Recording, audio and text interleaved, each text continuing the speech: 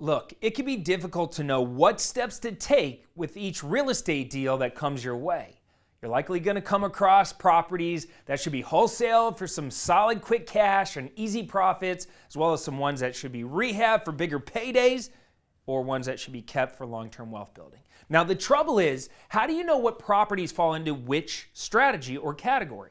Well, that's exactly what this video is all about. Today, we're going to be discussing the 5 core elements of every single real estate deal, and these are designed to help you in your decision-making process. So if you're interested in knowing what these 5 core elements are, pay attention because we're going in.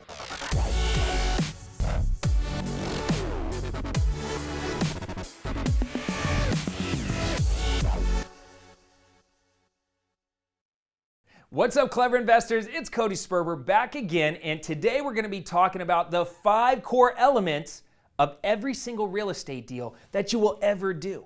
Now, these core elements, they're designed to help you decide which strategy is going to be right for you. Now, before we get too deep into the training, I just want to thank all the new channel visitors for hanging out with me here today. This is a place where we talk about escaping the rat race, using creative real estate investing strategies. So if you want more out of life, you're at the right place, and I hope that you please consider subscribing to the channel.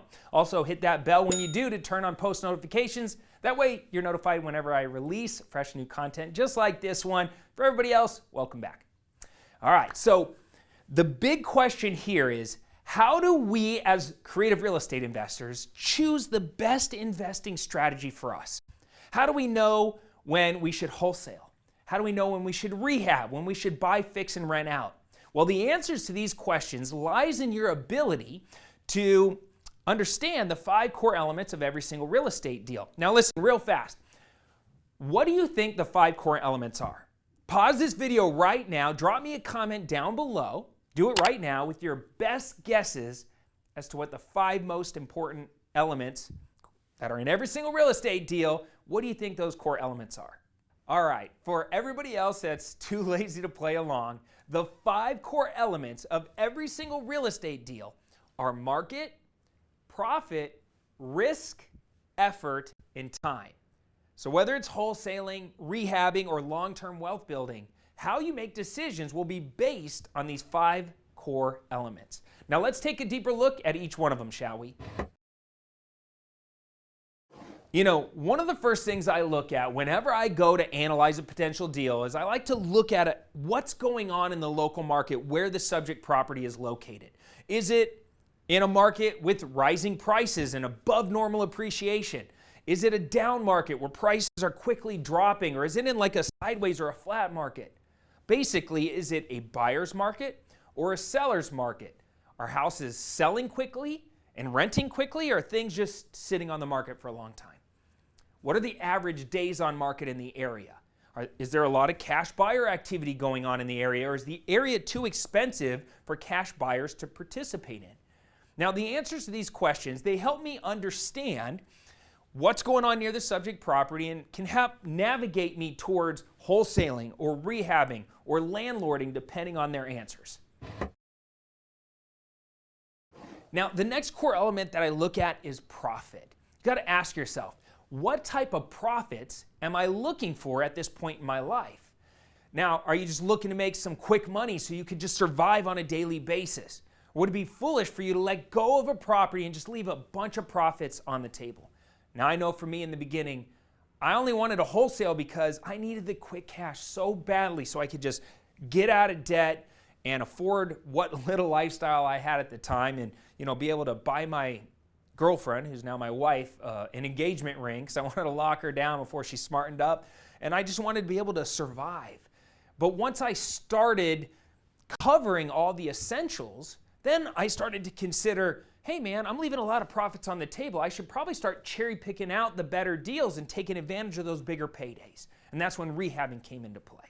And then once I started cherry picking out the better deals for my rehabs, my mentor just smacked me upside the head one day and he said, look, dude, you need to start keeping some of these home runs for long-term wealth building or you're going to regret it, which was honestly tough for me to do at the time because I was starting to make a lot of quick cash as a wholesaler and as a rehabber, and he just saw things that I didn't. He understood the bigger picture, things like the tax benefits of owning real estate versus the huge tax liability that you have when you're earning a massive amount of wholesale profits.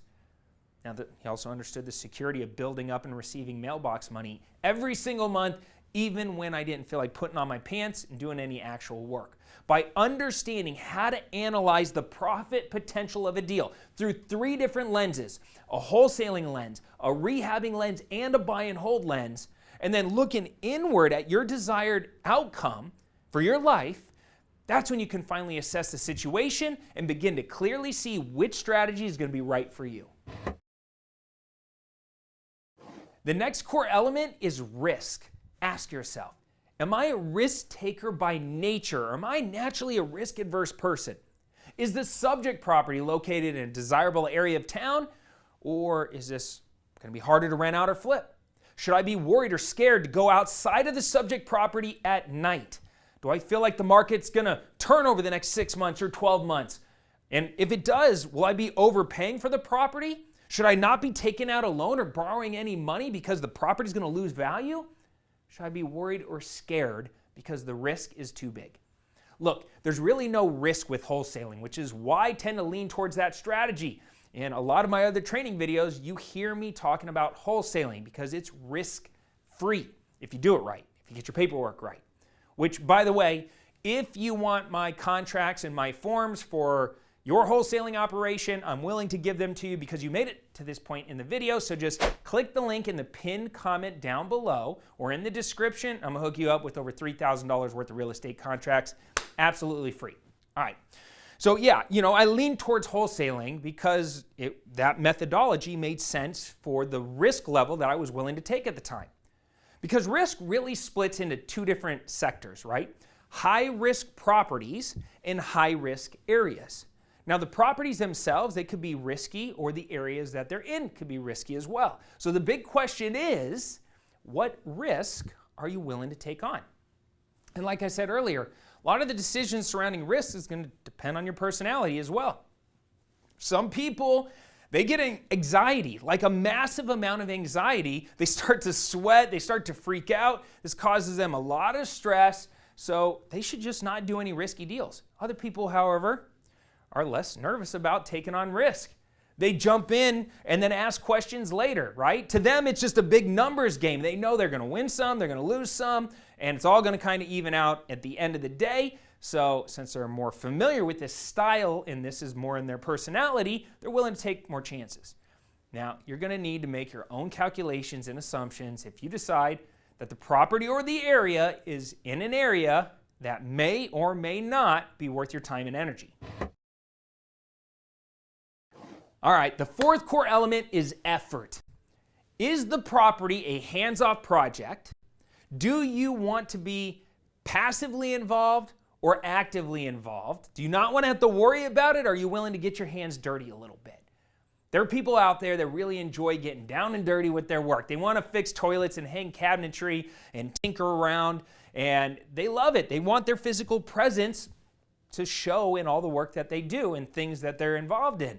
They want to be there every single day, and they want to be heavily involved. All right? Others, more like me, a little bit less hands-on. They just want to focus on the bigger picture. What's the fastest way to get paid from this property? We're going to delegate and automate and outsource and hire other people to manage the projects.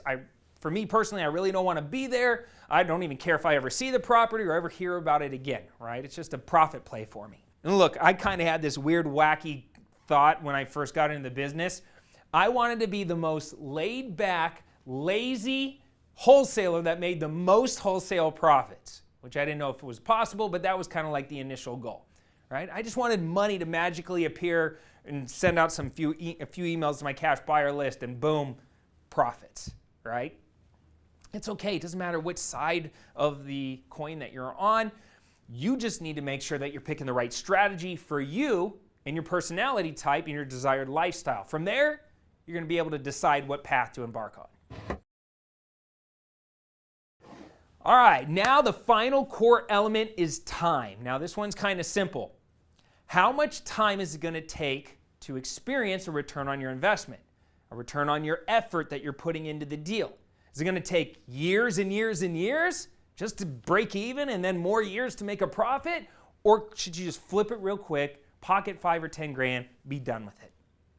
Look, some people have full-time jobs. They have a family. They are busy with their church. Excuse me.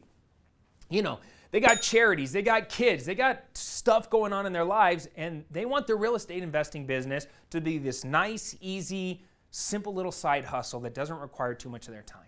So they choose the investment strategies that can mostly be automated or delegated, like I said earlier. And that's totally okay. And that's one of the most beautiful things about real estate investing. It's totally possible to create a nice little 6-figure flipping business or wholesaling business without having to put a ton of full-time work into the business. And then there's other maniacs like me that did a single deal, and I rolled up in my office like I'm freaking Jerry Maguire or something, and I screamed out, I quit, never looked back, and went into real estate investing full-time. Just ask yourself, how much time is this investment going to require? And the answer should lead you towards your strategy. All right, guys, let's end strong. At the end of the day, it's really a combination of all 5 of these elements that will help you decide which strategy is right for you.